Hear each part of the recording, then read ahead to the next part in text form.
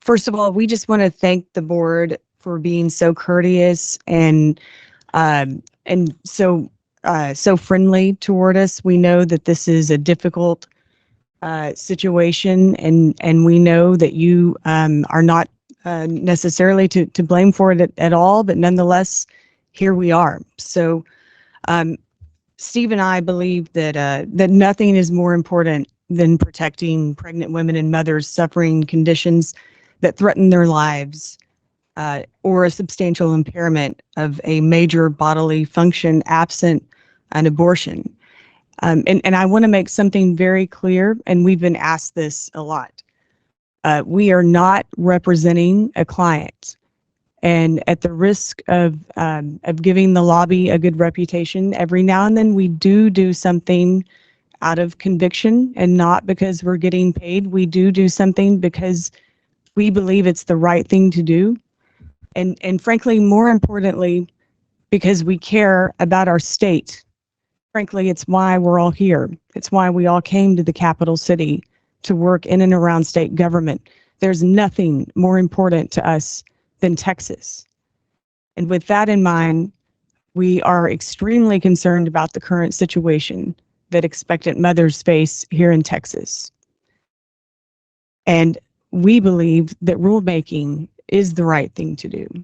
But more importantly, the Texas Supreme Court believes that rulemaking is the right thing to do. And for that, y'all are to be commended for taking their advice, which they were not shy about giving in the opinion.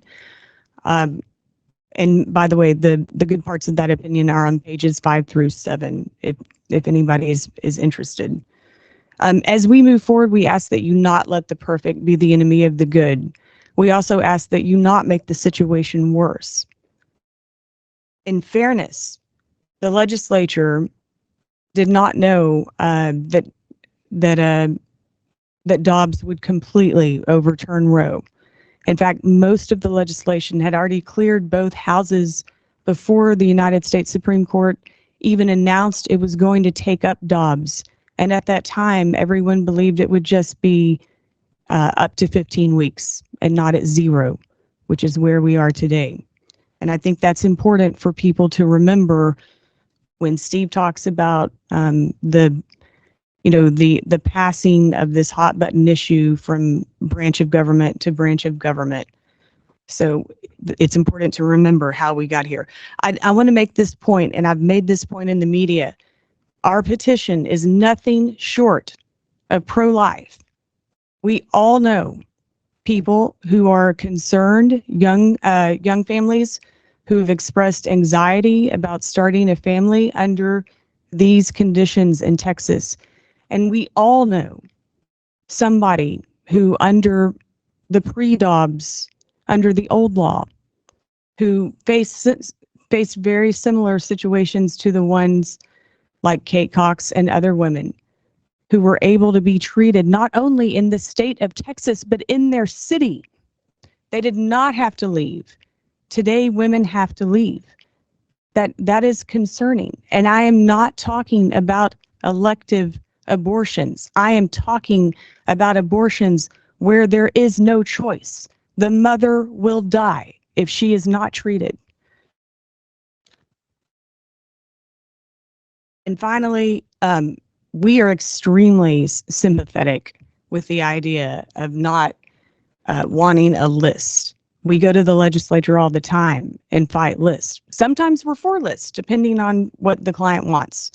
But we completely understand the apprehension around list.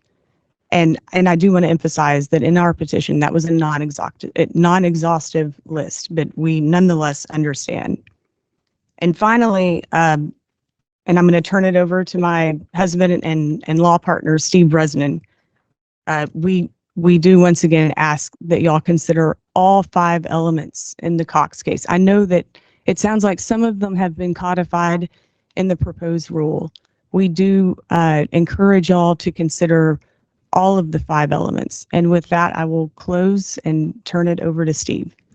I'm just going to say that, we gave you guys a little bit of deference because you're the original petitioners. But in general, let's try to hold to the 3 minutes. Again, Wait, I understand, I'm sorry. I understand you guys are the original petitioner, so I'm going to give you guys a little bit of discretion. Yes, But yeah, but if you multiply that by 100, it's going to be a very long day. So We completely we're used to agree and legislative understand. hearings. We know exactly what Yes. you're talking about. Okay. And I'll try to make up the difference. all right, How's thanks. May I begin? Yes, go ahead. I'm used to knowing what I'm talking about when I'm talking about it. I think my friends in the back of the room will attest to that. And since we haven't seen your draft, I'm talking about something that I don't know about, except for what you've had the courtesy to read to us. But I'm not going to use my time complaining about process. I am going to thank you, Mr. Carlson, and Mr. Freshour for the very professional manner in which you treated us in our petition. We're grateful for that, and it speaks well of the board that you've done that, and Dr. Zaffron, you as well. Thank you. We are here. I just want to quote, and I know that Dr. Scott's in the area, so I'm just going to quote out of one of the briefs in the Zarowski case. The following: defendant's expert, Dr. Scott, similarly testified that care is now substandard and doctors in her hospital now refuse to intervene, even as they acknowledge this is not the standard of care because they fear risking a felony or losing my board certification. Not all that's a direct quote from her. That's in the findings of the trial court, I believe. So that's what brought us here. You got people that are scared to death. They're facing death and they're scared to death. And we think that you can do more than it seems that your proposed rule would do. In that sense, we're disappointed. We see some things in there that can help guide medical decision-making. If I have to keep a record of it, I have to think about it. If I have to think about it, I'm making a judgment. I want to make one final comment. Even though you don't feel like you can do something about criminal exposure, that's not right. Reasonable medical judgment means reasonable doubt. A prosecutor must prove a crime beyond a reasonable doubt. If you give physicians sufficient guidance, sir, if you get sufficient guidance from this board and can make a reasonable medical judgment, you will have reasonable doubt when they try to put you in the penitentiary for 99 years. So we look forward to working with you on the process. We'll try to make our comments a little less animated going forward. And we thank you very much again for teeing this up. And for all those other people that'll be involved with us, we expect to see a lot of you. Thank you. Thank you.